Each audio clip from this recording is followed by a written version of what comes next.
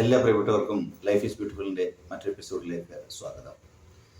പ്രിയമുള്ളവരെ, നമ്മൾക്കറിയാം ഇന്ന് നമ്മളുടെ നാട്ടിലെ പല തൊഴിലുകൾക്കും ആൾക്കാരുടെ ദൗർലഭ്യം ഉള്ളതുകൊണ്ട്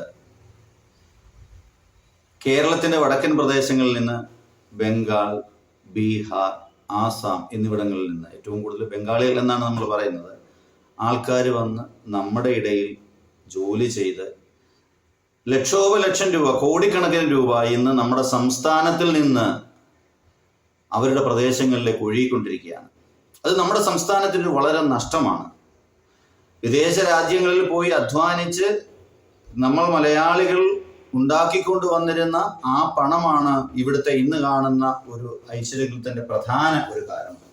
ആ ഐശ്വര്യങ്ങളും പ്രതാപങ്ങളും എല്ലാം മറ്റൊരു വഴിയിലൂടെ ഇങ്ങനെ ചോർന്നു പോയിക്കൊണ്ടിരിക്കുന്നു. എന്തുകൊണ്ടാണെന്ന് ചോദിച്ചു കഴിഞ്ഞാൽ തെറ്റിദ്ധരിക്കരുത്, ഞാൻ ആത്മാർത്ഥമായി പറയാം, മലയാളിക്ക് പണിയെടുക്കാനുള്ള മടിയുള്ളത് കൊണ്ട്, തൊഴിൽ മാന്യത എന്നത് വ്യക്തമായി അറിയാൻ സാധിക്കാത്തതുകൊണ്ട്, സ്വന്തം വീട്ടിൽ പോലും ഒരു തൊഴിൽ ചെയ്യുന്നതിന്, ഇല്ലെങ്കിൽ സ്വന്തം വീട്ടിൽ മുറ്റത്തെ പുല്ല് ചെത്തുന്നതിന് പോലും ഒരു മലയാളി ചെത്തുമ്പോൾ മറ്റൊരു മലയാളി അവനെ മാറി നിന്ന് കളിയാക്കുന്ന ഒരു തൊഴിൽ സംസ്കാരം ഇന്ന് കേരളത്തിൽ നിലനിൽക്കുന്നുണ്ട്.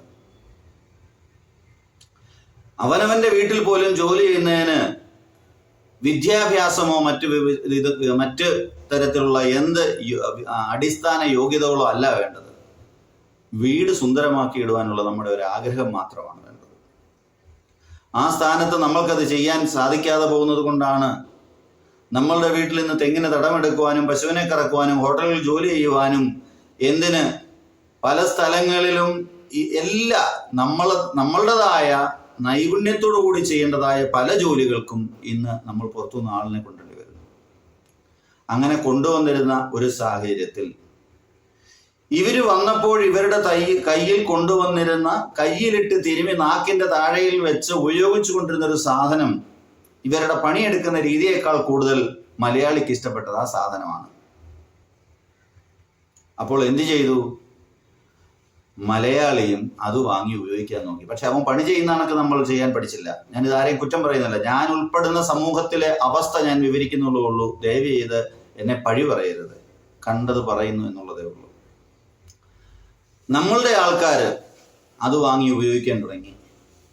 കുറച്ചുനാൾ കഴിഞ്ഞപ്പോൾ നമ്മളുടെ വെട്ടിക്കടകളിലും മാടക്കടകളിലും എല്ലാം മാലകൾ പോലെ ഇതേ സാധനം തൂങ്ങിക്കിടക്കുവാൻ തുടങ്ങി.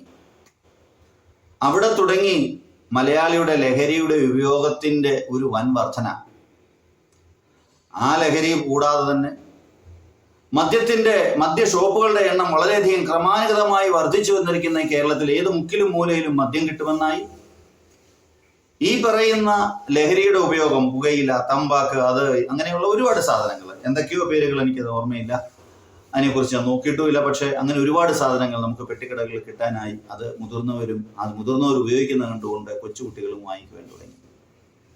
ഈ ലഹരിയുടെ ഉപയോഗം ഇപ്പോൾ വന്നു നിൽക്കുന്നത് വലിയവരിലും മാത്രമല്ല, കൊച്ചുകുട്ടികളിലും. അപ്പോൾ ഈ സാധാരണ ലഹരി മാത്രമല്ല, ഈ പുകയില ഉൽപ്പന്നം മാത്രമല്ല, അത് രാസലഹരിയിലേക്കും കടന്നിരിക്കുകയാണ്. പ്രിയമുള്ളവരെ, തൊഴിൽ സംസ്കാരം എന്താണെന്ന് മനസ്സിലാക്കുക. അന്യ ആൾക്കാരുടെ അനാവശ്യമായ ലഹരി ഉപയോഗങ്ങളോ മറ്റോ നമ്മൾ അനുകരിക്കാതിരിക്കുക. അവരിൽ എന്തെങ്കിലും നല്ല ഗുണങ്ങളുണ്ടെങ്കിൽ അത് മാത്രം അനുകരിക്കുക. വളരെ ആരോഗ്യപരമായ ഒരു ജീവിതം നയിക്കുക. മറ്റുള്ളവർക്ക് മാതൃകയായി ജീവിക്കാൻ നമ്മൾ പഠിക്കുക. നമ്മളെ കണ്ടാണ് നാളത്തെ സമൂഹം, നമ്മളുടെ മക്കളും നാളത്തെ സമൂഹവും പഠിക്കുക. ജീവിച്ചിരിക്കുമ്പോൾ ഈ സമൂഹത്തിന് എന്തെങ്കിലും ഒരു നല്ല സന്ദേശം കൊടുക്കാൻ സാധിക്കുക എന്നുള്ളതാണ് നമുക്ക് ചെയ്യാൻ പറ്റുന്ന ഏറ്റവും വലിയ ഒരു കോൺട്രിബ്യൂഷൻ എന്ന് മനസ്സിലാക്കുന്നു. പ്രിയപ്പെട്ട എല്ലാവർക്കും ഈ വീഡിയോ ഇഷ്ടപ്പെട്ടെങ്കിൽ ലൈക്ക് ചെയ്യുക,